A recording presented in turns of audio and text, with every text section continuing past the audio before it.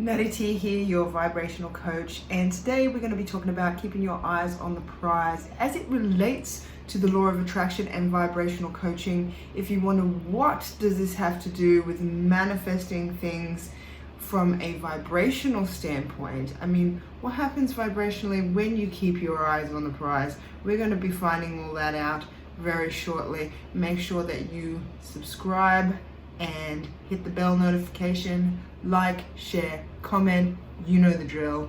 Let's get into it.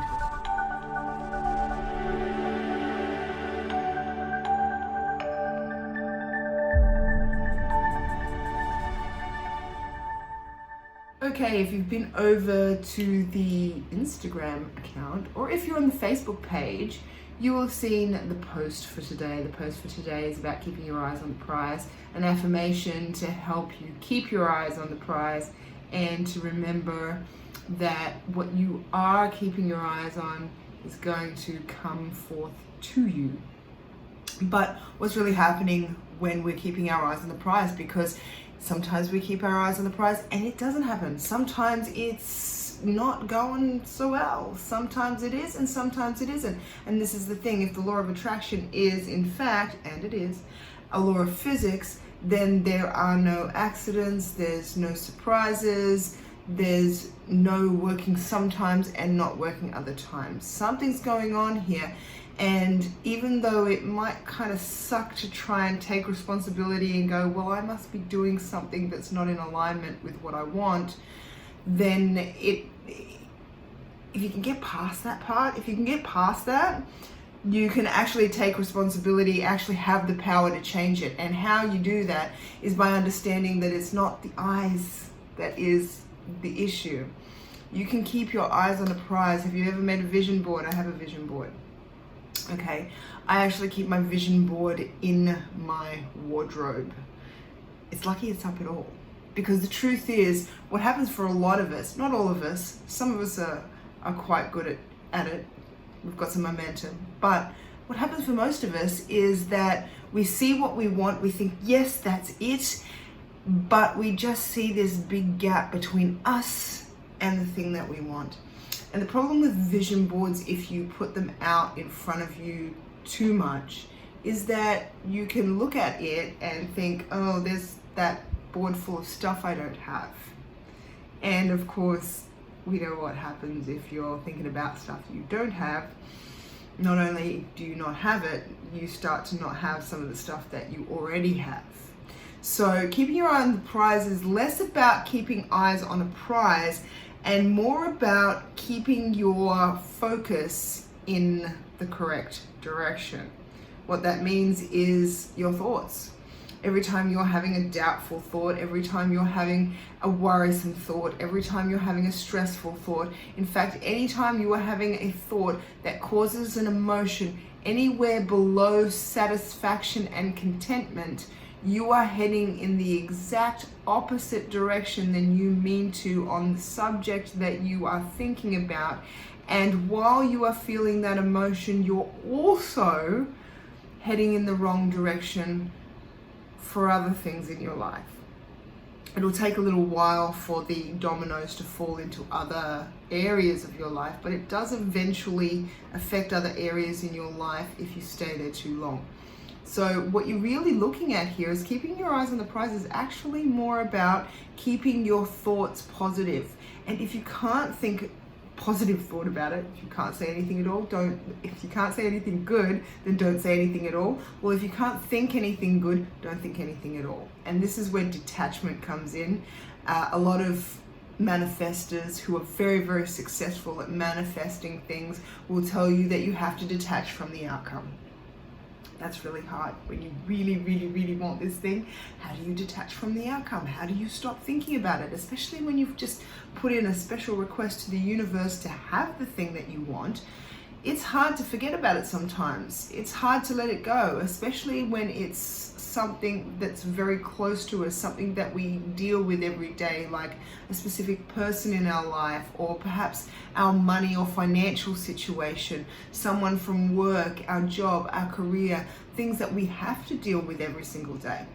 When those things are right in your face and you're trying to detach from them, it can be hard. So this is where the idea of faith comes in. And this is a funny little subject I find for myself, just because faith is not about what you have faith in. Faith is about the vibration of the certainty of it. In other words, you don't have to have faith in God. You can, but you don't have to. But the thing is, whatever you have faith in, you must have an adequate amount of faith. You can have faith in yourself. You can have faith in God. You can have faith in the law of attraction. You can have faith in the universe. You can have faith in source energy. You can have faith in the fates. Whatever you want to call it, if you absolutely believe that it can deliver, it will deliver. And so it doesn't matter if it's yourself or some divine force.